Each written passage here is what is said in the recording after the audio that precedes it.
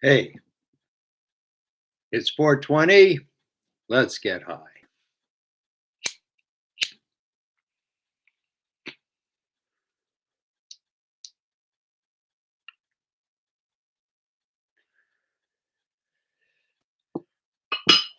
I donned my glasses today, so I won't have to lean over to see the questions. I wanted to talk today about Jewish books because, I include in that my books, and I want to explain why. The Jewish people were known as the people of the book. And one of the reasons is, of course, that's how it's interesting how we actually became a people. First, we were, three generations. And then the third generation had 12 sons. And the 12 sons went down into Egypt and turned into 12 tribes. But we were all slaves to Pharaoh in Mitzrayim in Egypt. And not until that we got free after the splitting of the sea, and we were free, did we become a people. And 50 days later, we were on Har Sinai, which literally means the mountain of hatred. Well, one of the reasons for that is that when people hear that the Jewish people were chosen to get the Torah and the 613 commandments in it, that it will incur the people of the world to hate us, which has certainly come true. Excuse me for keep banging on the table. And but the giving of the Torah, which happened 50 days later, once we became a people, what happened after that? Then we signed a marriage contract with the Creator, and that was in marriage, in Jewish marriage, the man gives something of value to the woman, and the woman gives herself to the man. Just to be clear, it doesn't mean like the man owns her. The only thing he owns of her is her sexual activity. That when she's sexual, it has to be with him. Can't be with another man. With another woman, it's not a problem. With another man, can't be. That's adultery. And so actually, and the whole thing that happened on Har Sinai was was this idea of adultery. We're getting married. We give ourselves to God. God gives us the Torah. We give ourselves to God. And by the way, this thing about sexuality, there's sexuality. It's only when, Jewish law is that a man can only be sexual with his wife when she wants. So it's not like, there's your sexual toy or something. When she wants to be sexual, that's when a man can be sexual with his woman. The Jewish law is really very respectful of women. And so, Moshe went up to get the 10 commandments. And when he came down, found out that the people had built the golden calf. And we're saying, this is what took us out of Egypt. This will get us back. And there's many reasons, a very sort of interesting story. But I guess, just in short, see, what happened was when, this is just going to be too long, man, but, whatever. See, anyone who's read the Epic of Gilgamesh knows about entities who come down from heaven and come to the earth.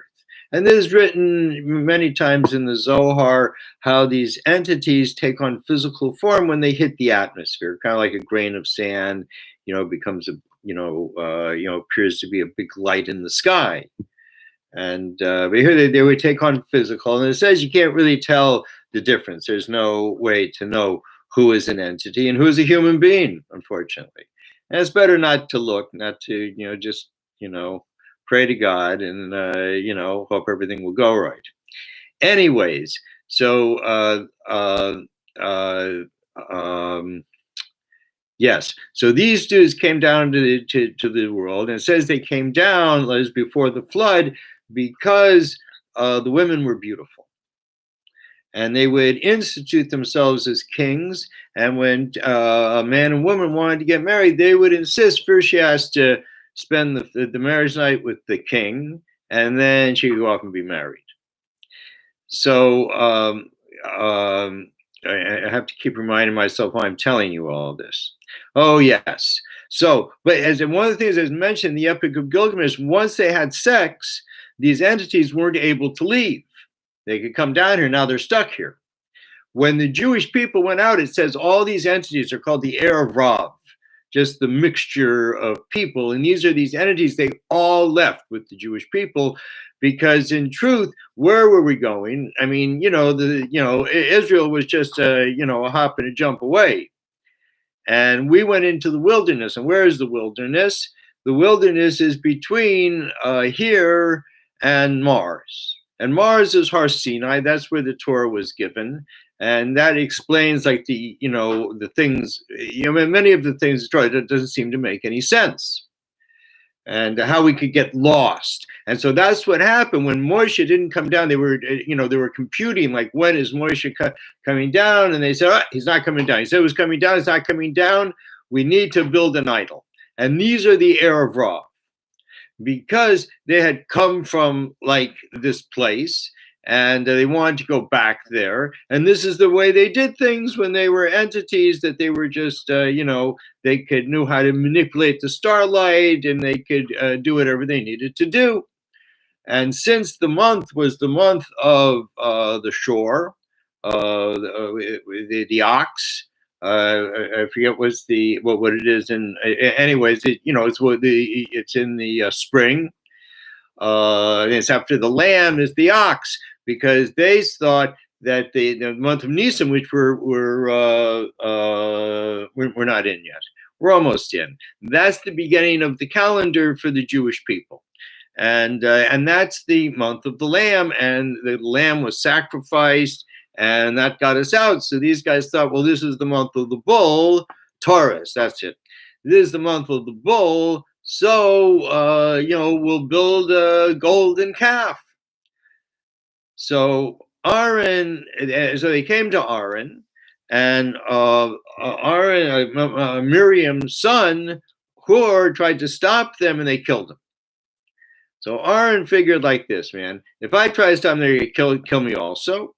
And then it's going to be like a big thing. He killed he's the Kohen Gadol. You killed the top dude, man. So he said to them, just trying to, make some time. So he said, go and ask the women and children for the gold in their ears, thinking that they're not going to give it. But these dudes went and they just ripped it off the women's ears and brought it to him. So Moshe had all this. He said, all right, I'll throw it into the fire, see what comes up.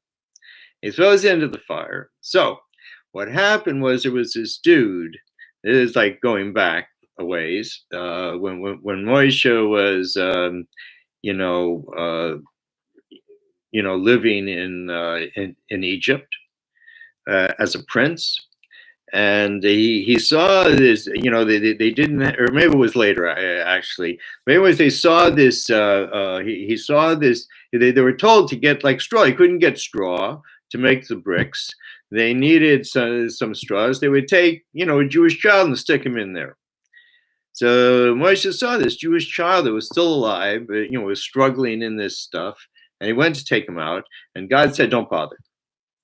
And Moshe said, I'm a human being. I can't do that. And he took him out. And his name was Mika. And Mika grew up to be a very bad dude. And he got a hold of the plate that Moshe held over the Nile when they were getting ready to leave. It says Ola Shor, the come up bull, the way to bring the bones of Yosef up so they could carry him with them. He was interned in the Nile. And so he got a hold of this, and when Aaron threw the gold in the fire, he threw this thing in, and there came up this golden cow. And he was prancing around and eating grass, and everyone was celebrating. Wow, we got something to really believe in. When Moshe came down from the mountain, holding the Ten Commandments, and he saw this, and it was like like an intermediary between the bride and the groom, and he's bringing down the present for the bride. And so the bride can give herself to the groom. The Jewish people can give themselves to God. And instead, he finds that they're worshiping idols. At least some of them are worshiping idols. And so immediately, he takes the Ten Commandments, the 2 cubes of the Ten Commandments, throws them on the ground, they break. Why did he do that? Because this was to be the contract between the Jewish people. That's what a marriage is, marriage contract, that each one makes an obligation to the other. And just in a very simple way, the obligation of marriage, I mean, is really about sex. And because a woman can retain everything she has her own business, whatever, the man has no right to be any part of that. It's only about sex. And so the thing is that a woman is committing to only have sex with him, and the man is committing to have sex with her whenever she wants. They did have polygamy, which had worked out pretty good then. The women were much more powerful, had much more power that way. But anyway, it's a whole nother discussion. And so Moshe throws down, and that broke the marriage contract. So now the Jewish people are single. So if it's true that they were actually sleeping around, meaning that they were worshiping an idol, then they would be single. So it would be a problem, but wouldn't be as bad as adultery. And so they went down, they found out that this was inspired by these Erev Rav. And certainly some of the Jewish people got pulled into it, but all these dudes were taken care of. And Moshe then went back to the mountain, and they got another contract. The second, the second copy. Well, it wasn't really a copy of the Ten Commandments. The second set of the Ten Commandments. The first set was broken and put into a box and was always taken out into battle. But the second one is a little bit different from the first one. And these little differences, and it's not like in the concept, but just in the way the concept is written, in that then includes the entire oral Torah of the Talmud, the Medrash, and the Zohar. Because the more that we piss God off, the more books God gives us. Because it's only Torah that's going to really make us better. So it says if we hadn't built the golden calf, it just would have been the 5 books of Moshe and the book of Yeshua about going in and taking the land, and that would have been the entire Torah. But because we did this, and there I had to get another set of Torah that had in much more Torah, so we would be able, through the study of Torah, to refine ourselves, which gets us back to the original thing I wanted to talk about was books, that we are the people of the book. And the last book was written, the Jewish people, we came out of Egypt, we got the Torah, we took it into Israel, and this is the time of the prophets. Moshe was the first prophet, and then there are many other prophets, and there's 24 books of prophecy. I discussed in a different,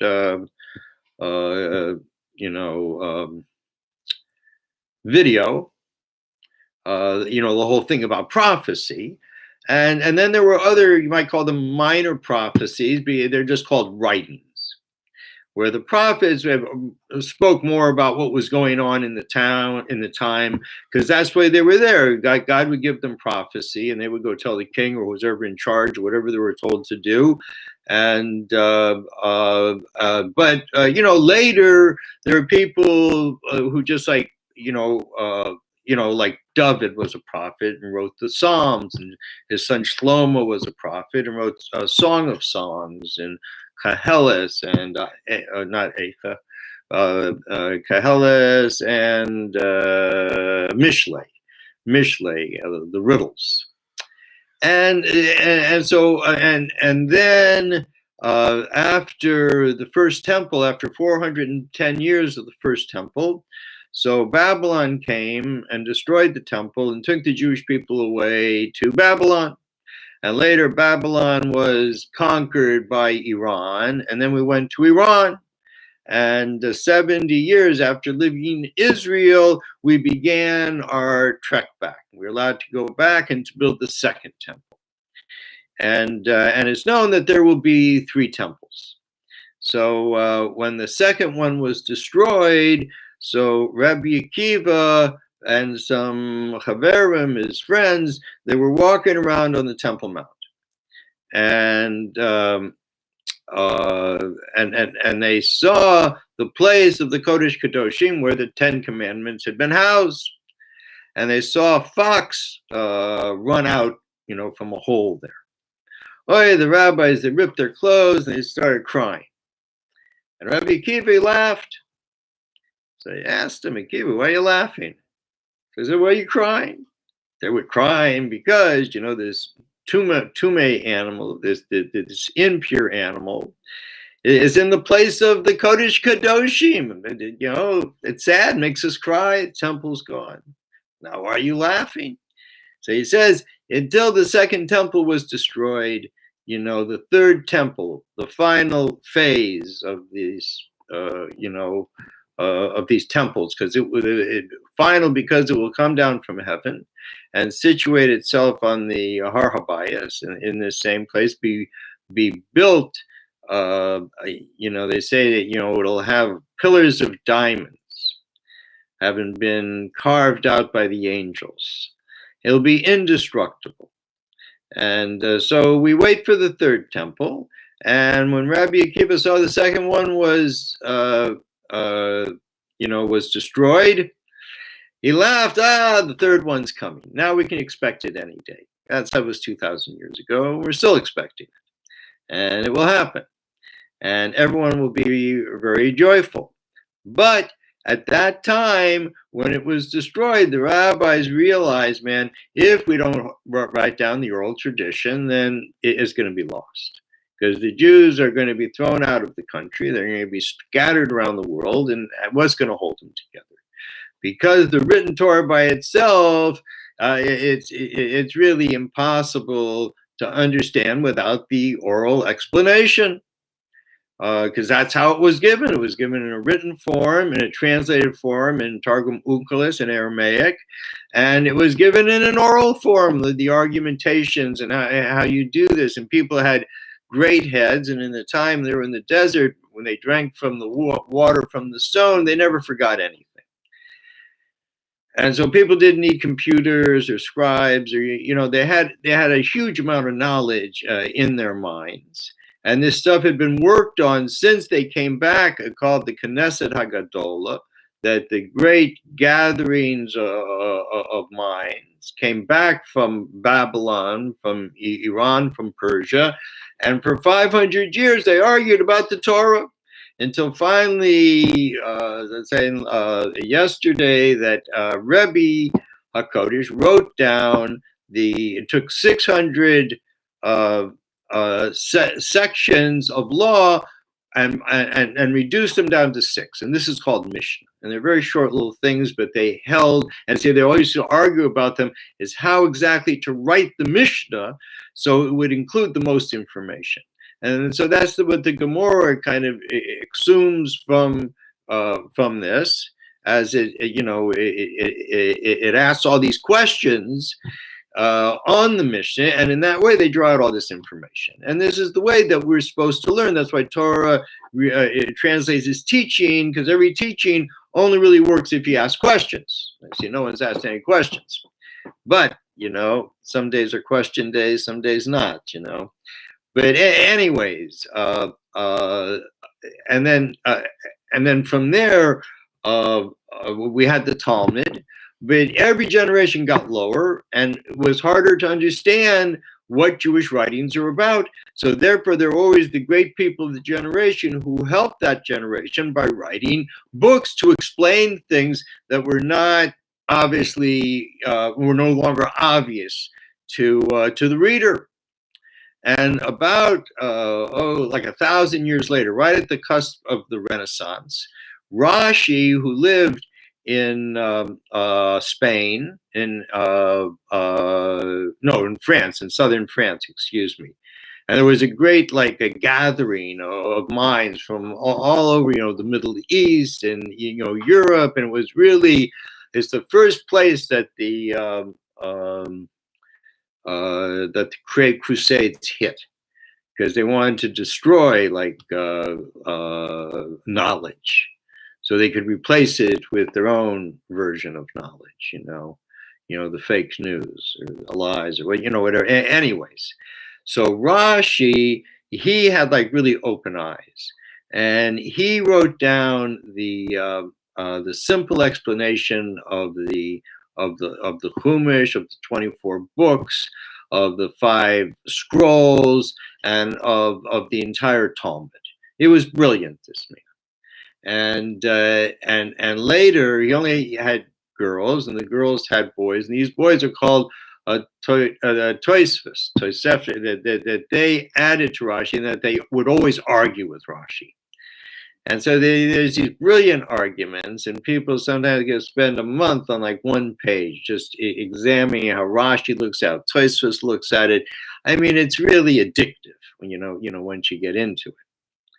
And so that was a huge step forward for the Jewish people, being able to have this explanation, and suddenly it opened up, really opened up the whole Talmud. And then as time went on, and then things, really got very dire for the Jewish people, and the Christian story about killing God just traced us from one country to another. And as a result, the more you move, the more you lose not just your money, but also just your mind. And you forget things, and you get involved in other people's culture. So more books were required, and more books were written, and there's a whole a section of writing called Musar, how to be a better person. And then there's other types of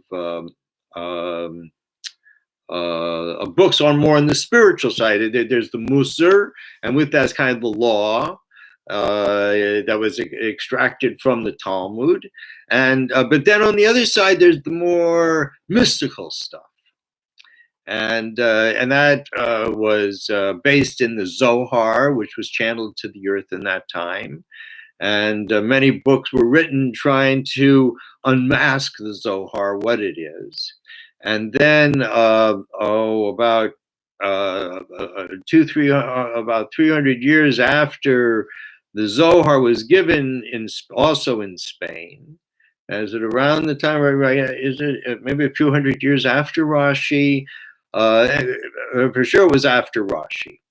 And it came to the Arizal, then came to Tzfat. He taught for 3 years, and out of that we have the Kabbalah, which opens up the Zohar for people with really high brains. And a few hundred years later, the Baal Shem Tov took all that knowledge and brought it to the people. And we're like, like the 10th generation from the Baal Shem Tov. And something new is about to happen. And so, and the thing about Torah is that you don't have to be the smartest, the best, the most erudite, but it's all about the truth. If you got the truth, doesn't matter who you are. That's Torah, because Torah is looking for the truth. You could be the highest person, but if what you say is wrong, you're wrong. That's it. And if you say you're right, no matter who you are, it has to be admitted that you're right. So in this time, in this very difficult time, when the Jewish people are really being led astray by the rabbis, by the whole rabbinate, by the whole this religion dogmatic way of living, which has cemented people, to the political right, where all dogmatic minds meet, and that's what's causing all these problems, in the world.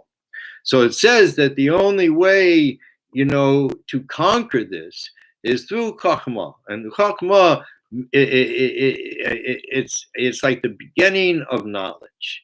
It is seeing the truth. And this is something, so this is where I want to talk about my writing. And I've been following this thing for like 50 years. I've been working on this. When I began my study in Torah, starting with the alphabet, that I recognized that this was the path to the truth. That's what I had been looking for. And I finally found a path that really worked for me, really felt good. And it was Jewish, and I'm Jewish, and hallelujah. But the dogma of the rabbis really constrains people and constrains thought. And that's not right. Because if it doesn't contradict the written Torah, then it's Torah. And it shouldn't have to, wait outside because the rabbis have taken, all the air out of the room. And, and often with stuff which is just repeating the same thing over and over again, but in a different way. And when we're at a time where we're expected as the Jewish people to really bring light to the world.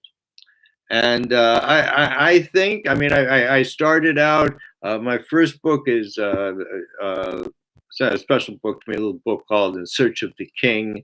And then I wrote some short stories called The Other Side, which I published, self-published. And then I wrote a novel called The Price of Peace, which I self-published. And then I wrote Deciphering the Labyrinth of Life, which are essays, cool essays, which are also self-published. And also around there, I wrote Kabbalistic Tarot, which was published by Inner Traditions. And I self-published Meditations in Time, which is a discourse about time.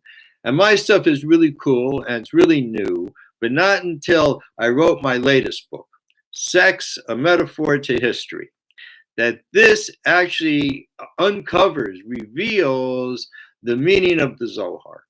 And I'm very proud of this book, and I'm in the middle of writing another book about the Zohar.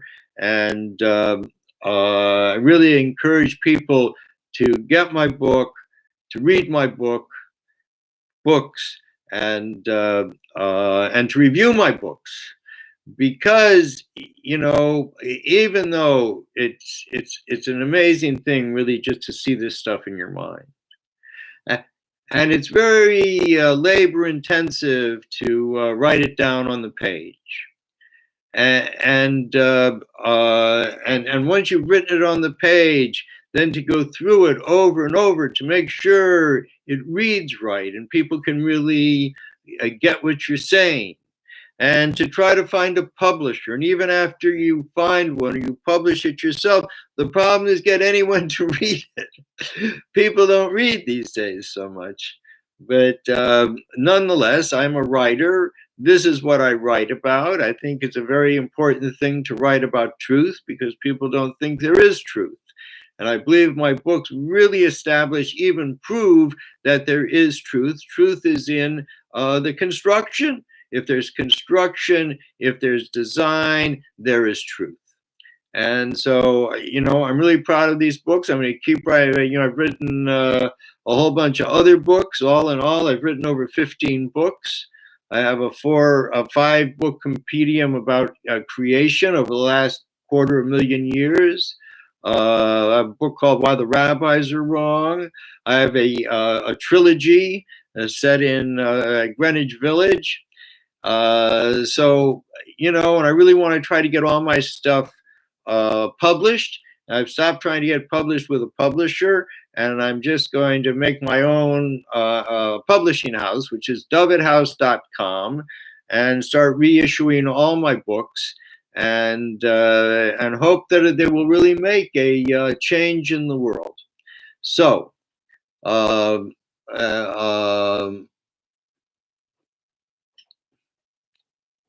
anyways, hi. Someone wrote me hi. So anyway, I usually try to give myself 30 minutes. And if there's no questions, then, that's my thing for today. I'm going to try to do this. I try to do it Monday through Thursday at 4:20. I like doing it, getting high first. It makes me more comfortable. And I hope it makes the listener more comfortable. And I encourage you to go to my website, dovidhouse.com. And I also have a really cool course there in the tarot. Tarot spelled backwards is Torah. And it's a really good introduction into the tree of life. So, more than money or anything, if you could just get my books, read my books, review my books, that'd be the nice present for me. We have a question here. Can I ask you something? What is the meaning of Yihya, Yihya, because many occultists use this word to command angels. All right. Well, I don't think it's cool to command angels because you surely don't know what you're doing. But Yihya is actually, we're at a time of Yihya, because Yihya literally means the future will be. And this is God's futuristic name. Right now, God's name is Yud He Vav He, but in the future, it will be I Aleph He Yud He. It shows that like an evolution of life, therefore requires sort of an evolution of name. And one of the interesting things that Yihya is the number 21. See, and 21 is the sum of 777. And the 777 is very pertinent in our time, that because Donald Trump was elected in the year 5777 in the 6,000 year Hebrew calendar, and when he was inaugurated, he was 70 years, 7 months, and 7 days. And on the day that COVID was pronounced a pandemic on March 11th, 2020, there were exactly 7,770,000,000 people in the world. And the 777 is a sign of the angel of death, because it has to do with ending the cycle. Like on the Shabbat, the way the Shabbat ends the week and begins the week, because there are 4 prayers during the 24 hours of Shabbat. They each have 7 prayers in them. So the first 3 sevens are the ending of the previous week, and then the last one, just before the end of Shabbat, is the 7 that then blesses the next week. It is known that the next week is blessed by the Shabbat. So this is the idea of 777, which makes 21, which is Yihya, which is the future, which means we've reached the future. And what is the future? The future is that now is the transition into the 1,000 years of woman and the 1,000 years of peace. And even though the other names are considered, that you have to, you can't erase them. There's 7 names, but Yihya is the name of the future, so it hasn't yet come into the world. And so when how it is in the Torah, when Moshe says to God, "You're telling me to go to Egypt," and then by the burning bush and all, he goes to the burning bush. God speaks to him, "Go to Egypt. Tell Pharaoh, let my people go." And Moshe said, "Well, who should I say sent me?" And God says, "Yihya she'yihya," that I am as I am, which Rashi explains to us means that I am with you in this difficulty, and I'll be with you in future difficulties. So Moshe suggests to God, this difficulty is bad enough. Let's not mention there are going to be ones in the future. So God actually changes and says, "Okay, just tell me Yihya sent you." And that's fine. He went, and there were certain things that had been coded in from earlier generations. He came and said, "Yeah," and everyone said, "All right, we know this is real." So, anyways, that's kind of now why. I mean, people, occultists, I think, are just nuts because, in general, they say, don't look for them; they won't look for you. Talking about these demons and angels, they would know the difference. What's what? Stay away from them. Don't look for them. They do what they do. They have their jobs. Don't look for them. Don't try to bring them up. I've never known anybody, I've never even heard any story where anyone actually had a good result out of all this. Don't do it. We live in this physical world. This is what we're meant to do. This is our world. The spiritual world is God's world. God is not spiritual, but God sends stuff through the spiritual world. Oh, and also think about the book 777, yes, by Aleister Crowley. So Aleister Crowley knew, obviously the power of the 777. I've looked through the book, and I mean, it really has very little information. These guys certainly were occultists, but they are also the ones who found, I can't remember her name, but this woman to put together the tarot cards, and she really channeled really beautiful pictures, really depicting like the tree of life, I think, without actually knowing it. But I think, Aleister Crowley and what Waite and all these guys that, they're digging into heaven, now today we're doing the same thing, going to Mars, we're digging into heaven. And we should be digging into earth, and we should be making things better on earth, not through stealing energy or angels from heaven, because we actually can talk to an angel. The angels have no memory. So if you talk to an angel, you can get an angel to do what you want, and they can do a lot of shit, but you'll pay for it. Everyone pays for it. There's no free ride. God sees everything. God doesn't appreciate people stealing from heaven. And that's really what Vedazora is, what is idol worship, is people who can bypass God, go to heaven and get what they want. And God sees it. And God will wait. God will do what God does in the right time. But it's a very dangerous thing to do. So, and people certainly use Hebrew, Arabic. These are like holy languages where they're sort of a door into heaven. We use it, the Jewish people, the Arab people, Muslim people, we use it as a way to talk to God. It's a spiritual language, but God is not spiritual. Nonetheless, it's kind of a higher way to approach the Creator. We pray in Hebrew and Arabic, and hope that our prayers, help the world. All right. One more. Okay. Why people in cultism use secret names of God? Well, that's their key. When they find this stuff, and in Torah or wherever they find this stuff, and there were people who, certainly there were Jewish people who had tremendous abilities, and they try to find this stuff and use it. And again, it's stealing from heaven. So I frankly, I wouldn't be involved with these people. I wouldn't read their books. I mean, the best thing is truth. Try to understand what the truth of creation is. That's the best thing. And try to live in truth. Try to follow that path. The occultist path into heaven ain't leading nowhere good. That I can assure you. So anyways, thank you for your questions. And God willing, I'll see you on Monday.